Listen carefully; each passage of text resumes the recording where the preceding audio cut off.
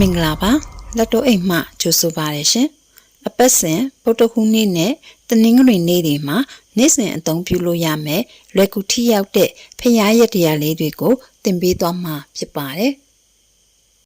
ဖုန်းနံပါတ်ကဏ္ဍပညာရက်ကမိမိအသိကိုဘာဖြစ်ခဲ့တယ်ညာဖြစ်ခဲ့တယ်လို့မပြောနိုင်တော့လဲမိမိလက်ရှိပြစ္ဆုတ်ပံအခြေအနေနဲ့အကျက်သေးတွေဘယ်လိုရင်ဆိုင်နေရတယ်ဆိုတာကိုတော့လေ့လာပြောဆိုနိုင်ပါတယ်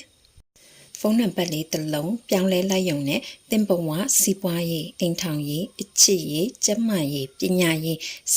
အရာပြောင်းလဲလာမယ်ဆိုတာကိုသင်စိတ်ဝင်စားပါသလား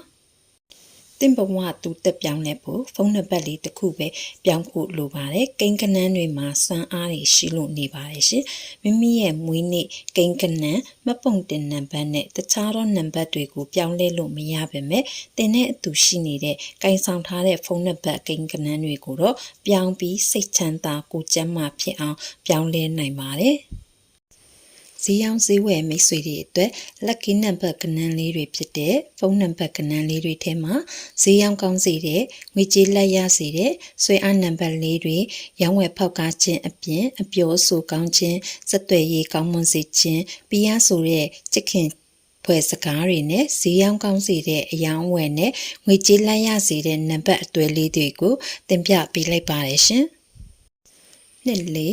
နှစ်အသွဲဒီအသွဲဟာချစ်ခင်မှုနားလည်မှုစကားပြောကောင်းခြင်းဆက်သွယ်ရေးကောင်းခြင်းတို့ကိုကူစားပြုပါတယ်ဈေးရောင်းတဲ့အခါဖောက်တဲ့နဲ့ဆက်ဆံရေးကောင်းပြီးစကားပြောဆိုမှုအဆင်ပြေစေတာကြောင့်အရွယ်အောင်အဝယ်အောင်မြင်မှုကိုအားပေးစေပါတယ်ငါးအတွက်ဒီအတွဲကဉာဏ်ပညာစင်ချင်တုံတရားအောင်မြင်မှုနဲ့ဆက်ဆက်ပါတယ်ဈေးကွက်မှာမှန်ကန်တဲ့ဆုံးဖြတ်ချက်တွေကိုချနိုင်ဖို့လေးစားယုံကြည်မှုကိုရရှိဖို့နဲ့စီးပွားရေးတည်ငြိမ်တိုးတက်စေဖို့ကူညီပေးတယ်လို့ယူဆကြပါတယ်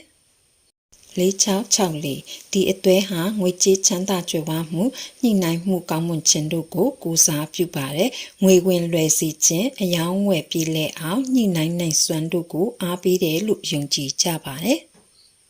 ခွန်ရှိဒီအတွဲကတော့စီးပွားရေးအင်အားကြီးမားခြင်းယင်းနှီးမြှုပ်နှံမှုအောင်မြင်ခြင်းလွှမ်းမိုးနိုင်စွမ်းနဲ့ဆက်နွယ်ပါတယ်ကြီးမားတဲ့စီးပွားရေးလုပ်ငန်းများနဲ့စွန့်စားရတဲ့လုပ်ငန်းများအတွက်အထူးကောင်းတယ်လို့သတ်မှတ်ကြပါတယ်တခုတတိထားမှာက lucky phone number တစ်လုံးဖြစ်ဖို့အခုပြောပြတဲ့အသွဲတွေအပြင်မိမိအတွက်ကံကောင်းစေတဲ့ကဏ္ဍများကိုပါထည့်သွင်းနေရချမှသာတဲ့ဖုန်းဟာ lucky phone number တစ်ခုဖြစ်လာမှာပါရှင်လေးအတွဲကဏ္ဍဟာမိမိကိုပိုလေးနက်စေပြီးစကားပြောကောင်းစေပါတယ်အလုပ်စကားပြောဆိုရမှာလူယုံကြည်တာခံရပြီးမိမိကိုတန်ဖိုးထားစေပါတယ်မိမိကတမတ်နဲ့ပြောဆိုနေထိုင်ရင်လူလေးစားလိုက်နာသလိုငွေလဲဝင်စေပါတယ်ရှင်965အတွဲကဏ္ဍဟာဆိုရင်ဘဏ်ကဏ္ဍလို့တင်စားခေါ်ဝေါ်ကြပါတယ်။ဥစ္စာဖြည့်တင်းခြင်းအပြင်96ကဏ္ဍဟာလည်းချမ်းသာလက်ပွင့်ဖြစ်စေပါတယ်။ဒီနံပါတ်တွေကိုတင်ကင်နေရပြီဆိုရင်သင်ဟာတမတ်ကြအောင်အလုပ်ကြိုးစားပါအောင်မြင်မှုကတင်နောက်ကိုလိုက်လာပါလိမ့်မယ်ရှင်။ဖုန်းနံပါတ်ပညာအရာ25နဲ့စတဲ့ဖုန်းနံပါတ်ဆိုလို့ရှိရင်အိမ်မှာအဖေအကိုမောင်တွေရှိရင်ကိုကအဆအရာထောက်ပံ့ပေးရတဲ့ကိုကြီးဆောင်မပေးရတဲ့ကြီးစုပေးရတတ်ပါတယ်ရှစ်သူရှိစားထားရင်လည်းကိုကပဲအကုန်ကြခံပြီးထောက်ခံပေးရတတ်ပါတယ်ကိုကအတုံးချခံဖြစ်နေတတ်တဲ့အိမ်ထောင်တဲ့ဆိုရင်တော့ကိုကပဲအဆအရာစီမံပေးရတဲ့ဥဆောင်ရတဲ့မိမိမျိုးသားကိုဆအရာထောက်ပံ့ပေးနေရတဲ့မိန်းကလေးတိုင်းမကင်တဲ့နံပါတ်တစ်ခုပဲဖြစ်ပါတယ်။ယောက်ျားလေးတွေအတွက်25ပါတဲ့အသွဲကဏ္ဍလေးကအမေအမတွေရဲ့အထောက်ပံ့နဲ့နေရတယ်။သူတို့ကအကူကြီးဆောင်မဖြစ်တဲ့ကိုကလည်းအားကိုးလို့စိတ်ဖြစ်နေတတ်ပါတယ်။ချစ်သူရှိစားထားရင်လည်းမိမိချစ်သူကဆအရာဖန်တီးပေးတတ်ပါတယ်။25နဲ့စတဲ့ MPT နံပါတ်လေးကယောက်ျားလေးတွေအတွက်ကောင်းပြီးမိန်းကလေးတွေအတွက်မကောင်းနေပါဘူး။အမျိုးသားတွေကကိုထောက်ပံ့ပေးမဲ့မျိုးသမီးရှိနေတတ်ပါတယ်။မျိုးသမီးတွေကတော့မိမိချစ်ခင်ရတဲ့သူအတွက်တာဝန်ယူစိတ်တွေရှိနေတတ်ပါတယ်မိမိကင်ဆောင်နေတဲ့ဖုန်းနံပါတ်ထဲမှာ33 31 32 13 14 15 36 39 38 39 11 12 တစ်သုံးတစ်ခွန်တစ်ရှစ်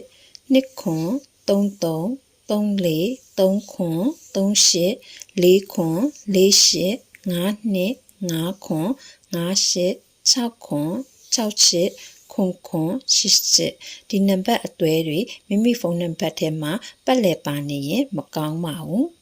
ကျမရေးငွေရေးကြေးရေးစီးပွားရေးအချစ်ရေးအိမ်ထောင်ရေးအလုပ်ကိုင်းတစ်ခုခုအခက်အခဲအကျက်အတဲတွေနဲ့ကြုံရတတ်ပါတယ်ဒီနံပါတ်တွေထဲကတစ်တွဲနှစ်တွဲပတ်ချလဲပါနေရင်ကိုယ်တိုင်ကလည်းအကျက်အတဲအချုပ်ကြုံနေရတတ်တယ်ဆိုရင်ဖုန်းနံပါတ်ကိုလဲလှယ်ဖို့အကြံပြုပေးပါရစေရှင်ဒါပေမဲ့တစ်ခွန်33 4ခွန်5နှစ်ခွန်ခွန်88ဒီနံပါတ်အသွဲတွေကတော့အလောက်ကင်ပေါ်မူတည်ပြီး lucky number အဖြစ်ရွေးချယ်လို့ရပါတယ်။ဆိုးဝါးတဲ့အကျိုးဆက်တွေဖြစ်တတ်တဲ့ခွန်66ခွန်ခွန်33ခွန်နှစ်3 3 2 3 3 3 3နဲ့83လုံးဒီအသွဲတွေကလက်တွေ့လေးလာတွေ့ရှိချက်အရာမိမိကံတရားအပေါ်များစွာစိုးမိုးနေတာကိုလည်းတွေ့ရပါတယ်။နောက်နေ့တွေမှာလည်းလွယ်ကူထိရောက်မြန်ဆန်တဲ့ယတရားနဲ့ပတ်သက်တဲ့ဗဟုသုတရစီမာလေးတွေကိုသင်ပေးသွားမှာဖြစ်လို့လက်တိုးအိမ်ကိုစောင့်မျှော်ကြည့်ရှုအားပေးကြပါအောင်နော်။အဆုံးထိကြည့်ရှုပေးတဲ့အတွက်ကျေးဇူးတင်ပါတယ်ရှင်။